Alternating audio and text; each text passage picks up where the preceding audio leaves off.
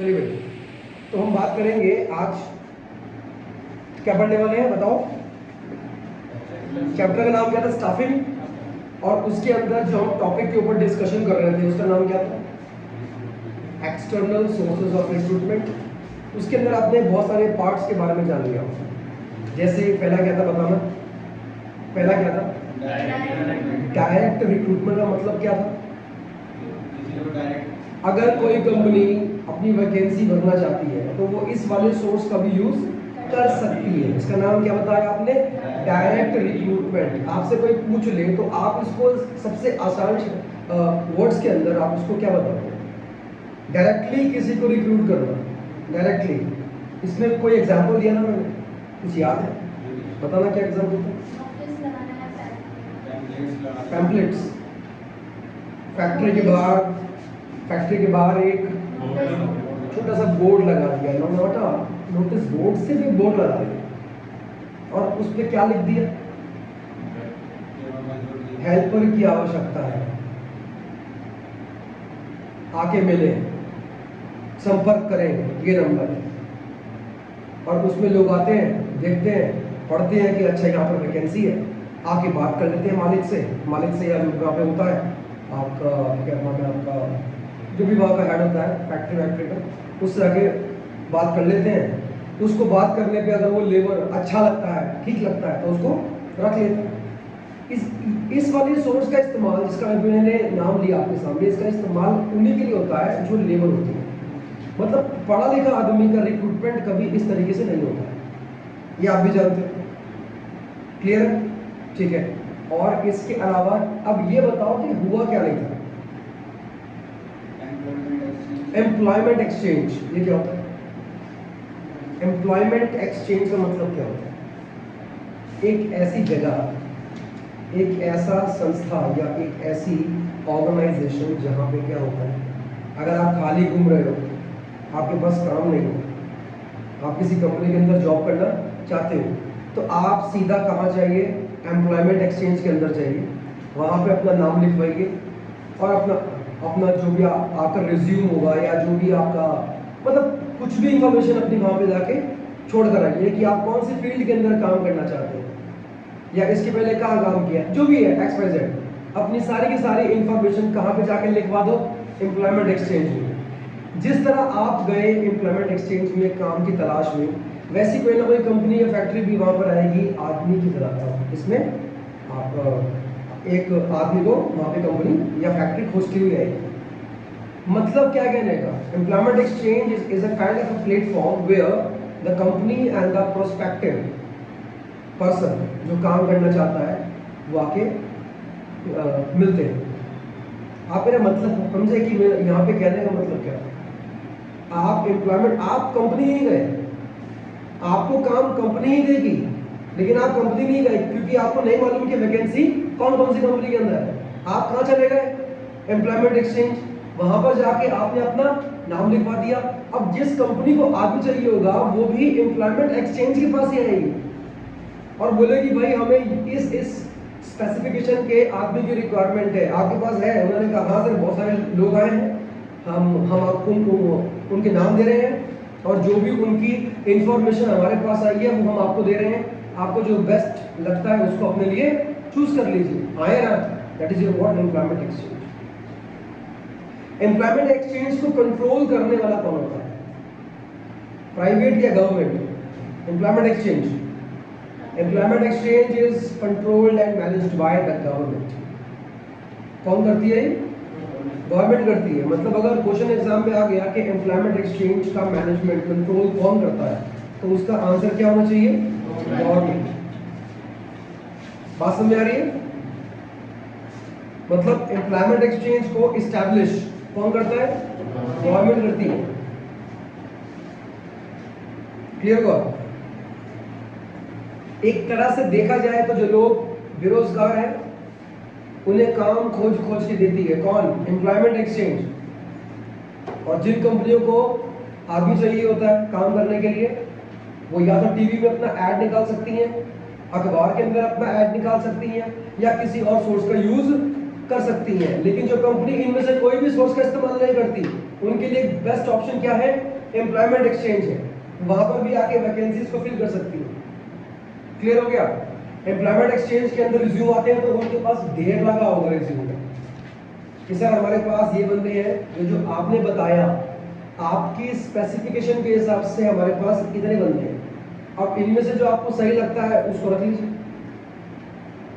Employment exchange को इसमें क्या मिलता है? क्यों काम कर रही? उसे काम, उस आदमी को काम मिल गया, कंपनी को आदमी मिल गया। अबे बीच में एम्प्लॉयमेंट एक्सचेंज को क्या मिला? कमीशन। क्या मिलेगा? कमीशन। क्योंकि गवर्नमेंट की बॉडी है इसलिए आप ऐसा मान सकते हो कि मे बी कि बहुत ज्यादा कमीशन चार्ज नहीं करती होगी, क्योंकि after all they are working for public welfare. बात समझ में आ रही है?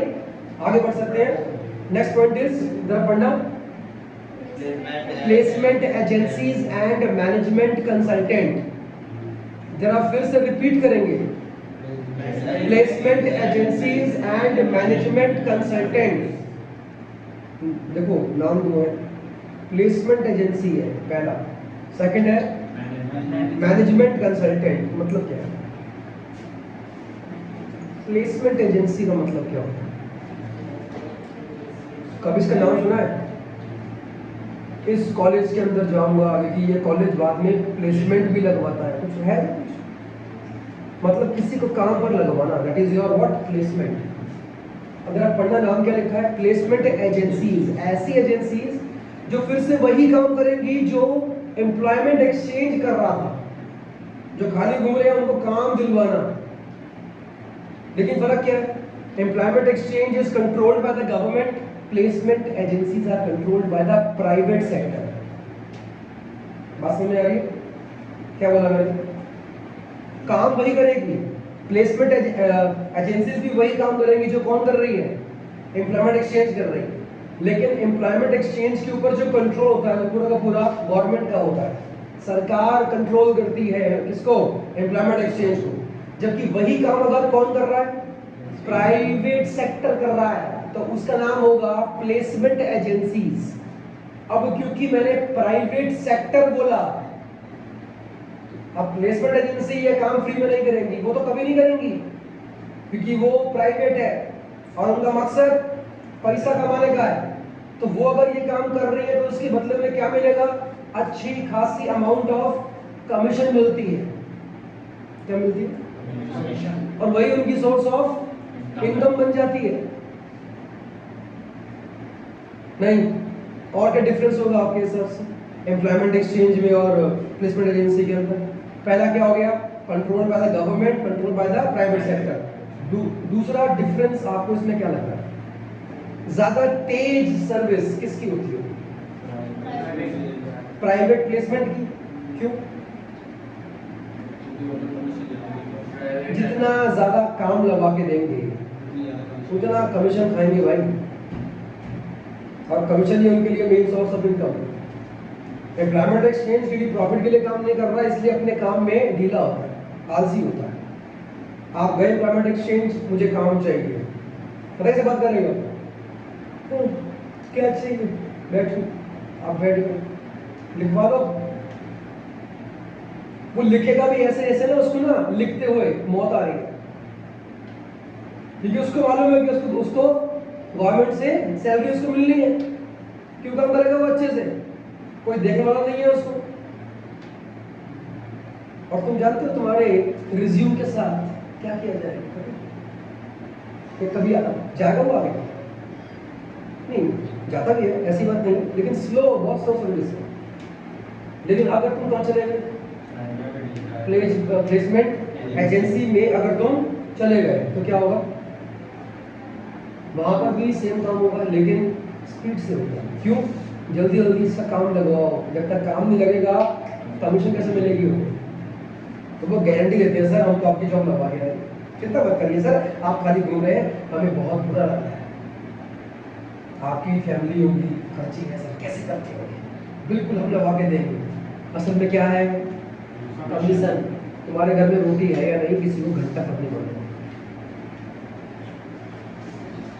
सही बात है कि एक कहावत होती है, अगर इस दुनिया में 100% लोग आपको जानते हैं क्या बोला? तो उसमें से 20% लोग इस बात से खुश हैं कि आप दुखी हो, और बाकी के 80% लोग आपको जानते ही नहीं। बात समझ आ रही? क्लियर हो गया? आगे बताओ। नेक्स्ट वन दोबारा क्या?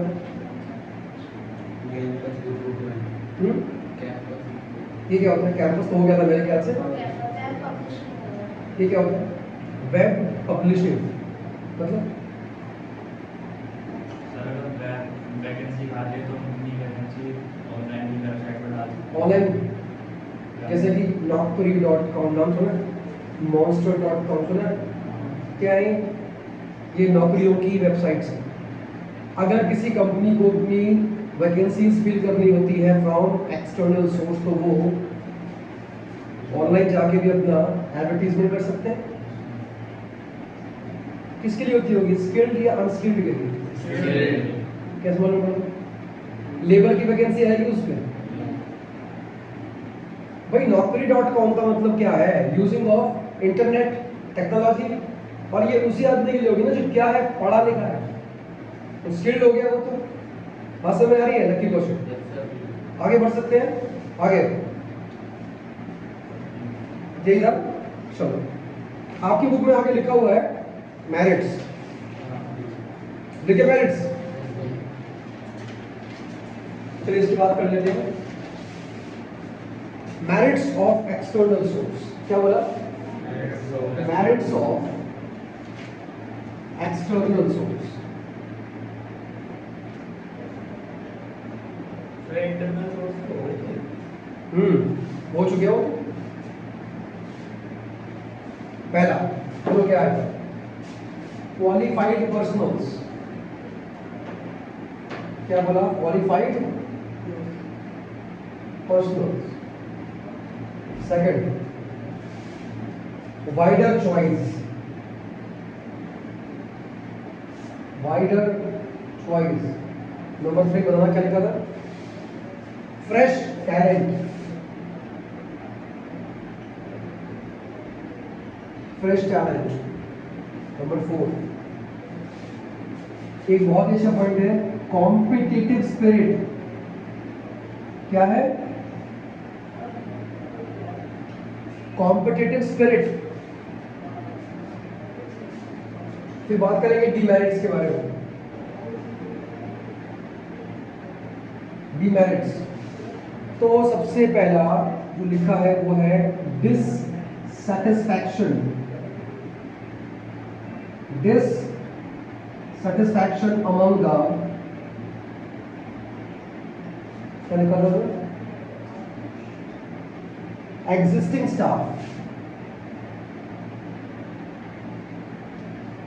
Existing staff. Second demerit, lengthy process. Lengthy process. Third, costly process.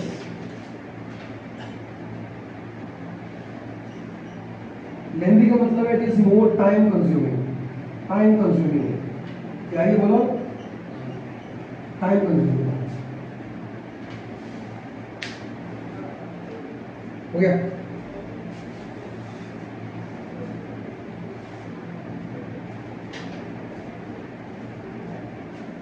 बात करें,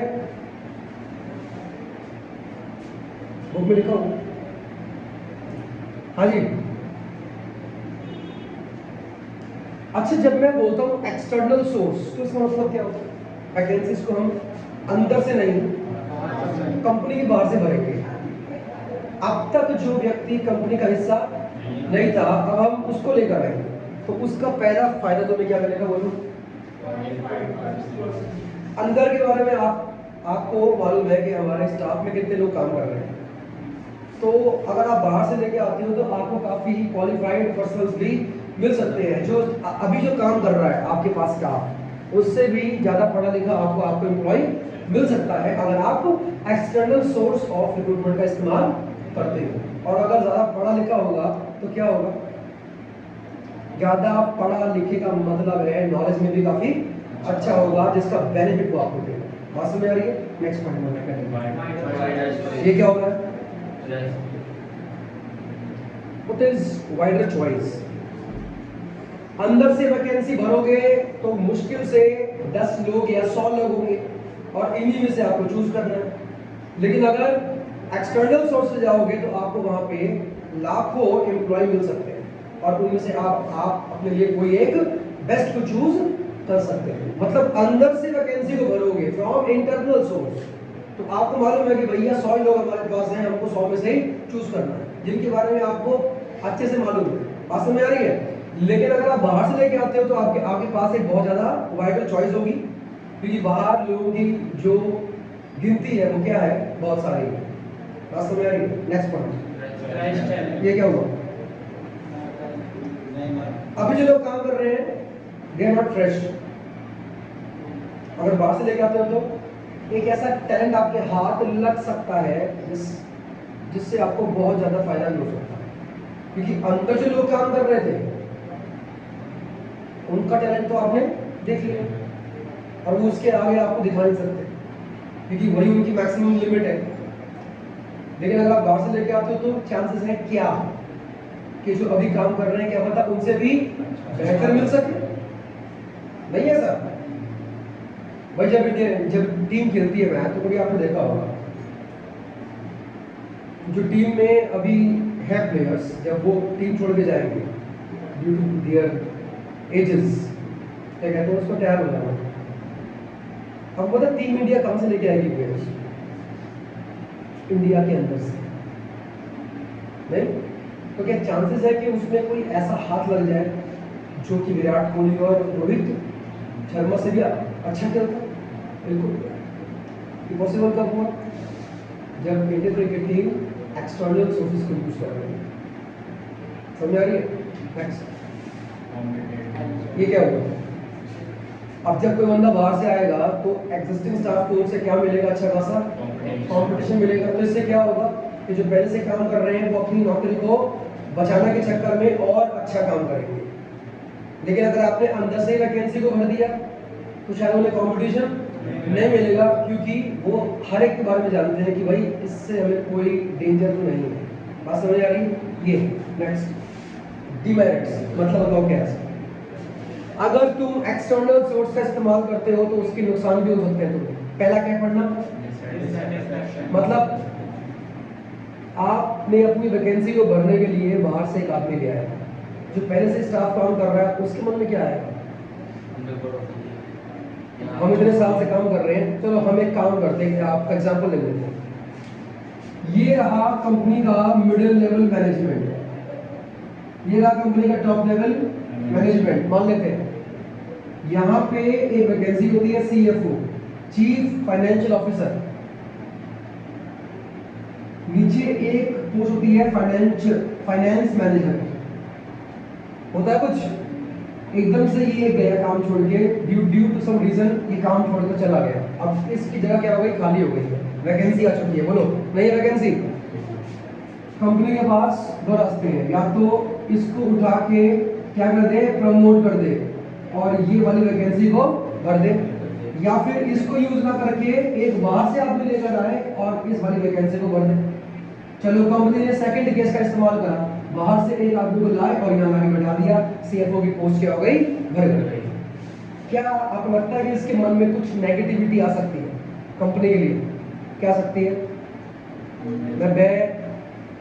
मैं यहाँ पर पिछले 10 साल से काम कर रहा हूँ, उल्टा मुझे प्रमोशन मिलना चाहिए था, लेकिन जब कंपनी की वैकेंसी हुई ऊपर तो कंपनी ने मुझे मेरे बारे में सोचा था और एक बाहर से व्यक्ति लाके यहाँ पर बिठा दिया, तो मैं मेहनत क्यों करूँ जब कंपनी हमें कुछ समझती ही नहीं। अरे अगर ये जगह खाली हो गई थी तो मुझे भी तो एक बार मुझे तो ट्राई कर सकते थे, क्या मैं उस काबिल नहीं हूँ? और अगर काबिल नहीं हूँ तो फिर मैं कंपनी में क्या कर रहा हूँ?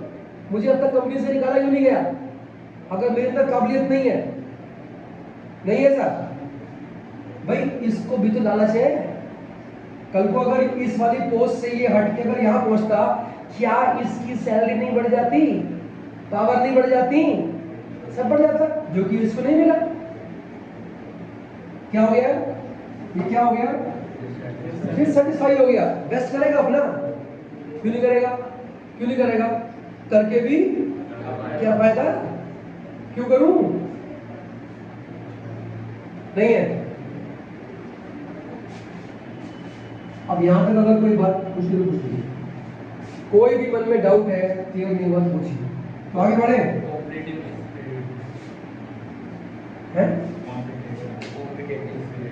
क्या मतलब होता है,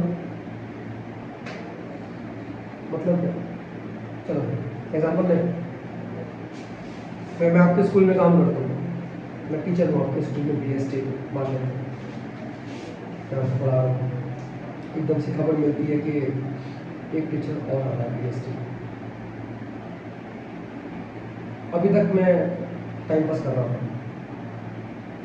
पढ़ा दिया, नहीं पढ़ाया, गलत पढ़ा दिया, कौन चेक करने वाला, कोई नहीं। अब मुझे क्या खबर मिलती है, एक BST का टीचर और आ रहा है, क्या मैं चाहूँगा कि वो स्कूल उसको रखे, क्योंकि अगर उसको रखेंगे तो पक्का है कि मुझे निकालेंगे। अब मैं क्या करूँ, क्यों पढ़ाऊँगा, ताकि उसका डेमो बच्चों के सामने क्या हो जाए, फेल हो जाए, और बच्चे मेरा ही बोले नहीं, तो मुझे उससे क्या मिला, जिसकी वजह से मैंने अच्छा काम करा। मतलब जब एग्जिस्टिंग स्टाफ को बाहर वाले के आने से क्या मिलता है, कंपटीशन, तो एग्जिस्टिंग स्टाफ भी फिर अपना बेस्ट करना शुरू कर देता है, ये बेनिफिट मिलता है। नेक्स्ट, एक्सटर्नल सोर्स से जाओगे तो भैया प्रोसेस काफी लंबा है। कैसे, पता क्या था, एस्टिमेटिंग मैन पावर रिक्वायरमेंट, फिर रिक्रूटमेंट करोगे, फिर सिलेक्शन करोगे, फिर प्लेसमेंट एंड ओरिएंटेशन। फालतू के लफड़े नहीं है, बाहर से लेकर आओगे तो इतना कुछ करना पड़ेगा। अच्छा, इंटरनल से अगर तुमने अपने लिए किसी मैन पावर को चूज कर लिया होता, तब भी ये क्या, तब भी क्या इतना कुछ कर रहे होते, एस्टिमेट कर रहे होते, कुछ नहीं कर रहे होते। पहले ये यहाँ पे काम कर रहा है, अब इसको उठा के हमने ऊपर कर दिया, तो इसमें क्या है, internal source of recruitment lengthy process नहीं है, लेकिन कौन सा लेंदी है, एक्सटर्नल का सोर्स जो है वो आपको लेंदी बैठ जाता है। बात समझ आ रही है। नेक्स्ट, कैसे कॉस्टली, कैसे सर, एक्सटर्नल से लेकर आ रहे हो तो ऐड निकालोगे, अखबार में छापोगे, पैम्फलेट निकलवाओगे, मैगजीन में प्रिंट करवाओगे, नहीं है। इसके अलावा जब नए स्टाफ आएगा तो उसकी ट्रेनिंग भी होगी, और ट्रेनिंग के लिए आपको एक अलग से ट्रेनर हायर भी करना पड़ेगा। ये सब क्या है, कंपनी की कॉस्टिंग को बढ़ाता है, नहीं है। और बिजनेस हमेशा अपनी कॉस्टिंग को रिड्यूस करना चाहता है। और यही अगर वैकेंसी इंटरनल सोर्स से अगर हमने भरी होती तो कॉस्टली होता, यहाँ था उठा के यहाँ रख दिया, या यहाँ पर उठा के या तो ट्रांसफर या प्रमोशन, बात करिए, दो तो होते हैं उसमें। डाउट पूछिए, नहीं है।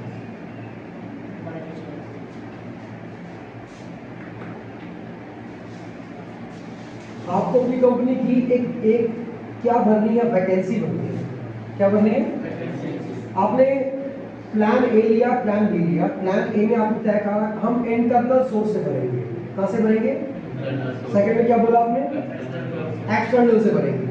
इंटरनल में भरने के लिए आपके मैनेजमेंट के अंदर 100 लोग काम कर रहे हैं, अब इन्हीं में से आपको चूज करना है। चॉइस कैसी है, सिर्फ 100 लोगों की है, इसमें कितनी हो सकती है, इसमें तो कोई गिनती नहीं है। ध्यान सुनो, जहां पर चॉइस ज्यादा होती है वहां पे ज्यादा अच्छा आदमी मिलने के चांस होते हैं। यहाँ पे आपकी चॉइस कैसी है, लिमिटेड है, यहाँ पे कैसी है, अनलिमिटेड है, और उसमें से कोई भी एक बेस्ट आप चूज कर सकते हो। बात समझ आ रही है, इसका that is your what, wider choice. यहाँ पे कैसी चॉइस आपकी, नैरो चॉइस है। कैसी है, नैरो चॉइस। आगे बढ़े, देखो जरा ध्यान से,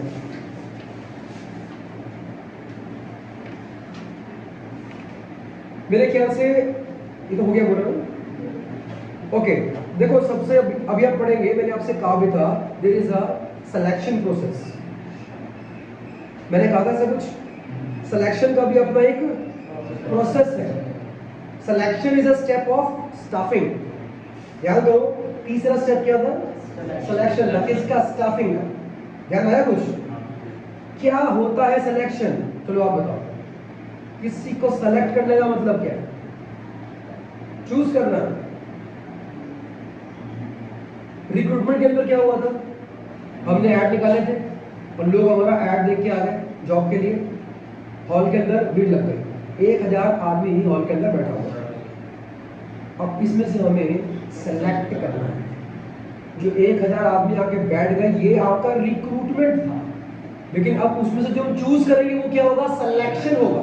और सिलेक्शन का भी अपना एक प्रोसेस होगा, आपको उसी को फॉलो करना है। कौन करेगा? एचआर मैनेजर करेगा। बात समझ में आ रही है?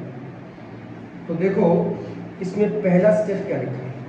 पहले आइए मैं एक बार बताऊंगा आपको एक बार क्या लिखा क्या है इसमें। Selection is the process of identifying, word to word के ऊपर ध्यान देंगे। Selection is the process of identifying and choosing the best person out of the number of prospective candidates for a job. क्या मतलब है इसका? सिलेक्शन एक ऐसा प्रोसेस है जिसमें हम क्या करते हैं? आइडेंटिफाई करते हैं और चूज करते हैं किसी बेस्ट पर्सन। देखो चूज करने का मतलब होता है जिनको आपने चूज नहीं करा उनको आप ना बोलने वाले हो कि वापस अपने घर जाओ, आप सेलेक्ट नहीं किए गए। इसका मतलब समझे आप? Selection is a negative process. क्या बोला मैंने? सिलेक्शन एक नेगेटिव प्रोसेस है। क्यों? क्योंकि अब इसमें आप बहुतों को ना बोलने वाले हो। ये फैक्ट है कि अगर 1000 आदमी काम के लिए आ गया है, आप 1000 को काम नहीं दे सकते। और 1000 का मतलब है कि उनमें से अब आपको चूज करना है। और वही चूज करने का मतलब क्या होता है? सेलेक्ट करना। समझ आ गया नहीं आ गया? आप चूज वर्ड लिख के आओगे तो गलत हो जाएगा, क्योंकि उसके लिए जो टेक्निकल वर्ड का इस्तेमाल किया गया that is your selection. Doubt नहीं? आइए बात करें। The process of selection may continue even after the offer of employment, acceptance and joining of the candidate because it involves judgment about the performance potential of the candidate. ठीक है, इसके बारे में हम बात करेंगे बाद में। लेकिन पहले मैं एक बार जानना चाहूँगा आपसे, क्या आपको स्टाफिंग प्रोसेस के सारे स्टेप्स याद हैं? नॉट सिलेक्शन, तो वो तो अभी तक हमने स्टार्ट भी नहीं करा। I am talking about staffing process. सारे के सारे स्टेप याद है? बस कोई भी स्टेप पूछ लूँ? पूछ लूँ?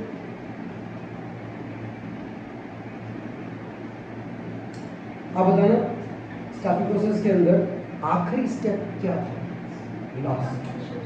What is this? What is compensation? मतलब अपने एम्प्लॉयज को सैलरी के अलावा कंपनसेट करना या क्या बोला आपने? अपने एम्प्लॉइज को सैलरी के अलावा कंपनसेट करना। क्या ठीक बोल रहे हो? मुझे एग्जैक्टली याद है कि मैंने इसमें क्या बताया था। आपको याद क्यों नहीं आ रहा भाई? सैलरी के अलावा बोनस देना, क्या बोलते हैं उसको? क्या इसको हम बोलते हैं?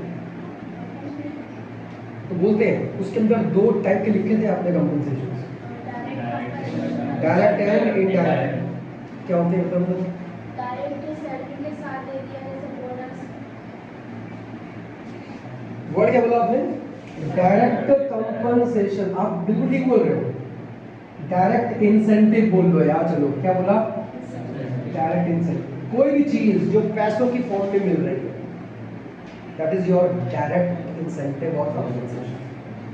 कुछ भी हो, चाहे वो सैलरी है, वेजेस है, बोनस है, इंसेंटिव, कमीशन है या कुछ और है।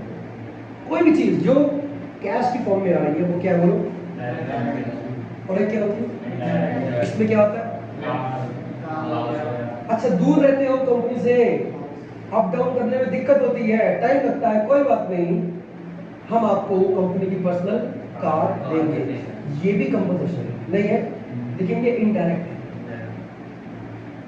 दूसरा, घर दे दिया, फ्लैट, कंपनी तुम्हारे बच्चों की स्कूल की फीस भर देगी, अगेन इनडायरेक्ट। इसमें कौन से आएंगे जो सर पैसों की फॉर्म में मिल रहे हैं? कंपनी ने आपको कार दी है, कैश की फॉर्म में, घर दिया है कैश की फॉर्म में, बच्चों की स्कूल की फीस कंपनी भर रही है, क्या वो कैश आपको मिल रहा है? मतलब किसमें आएगा?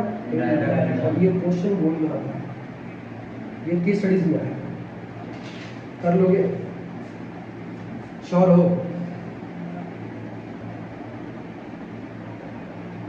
How can you say that staffing is a part of HRM?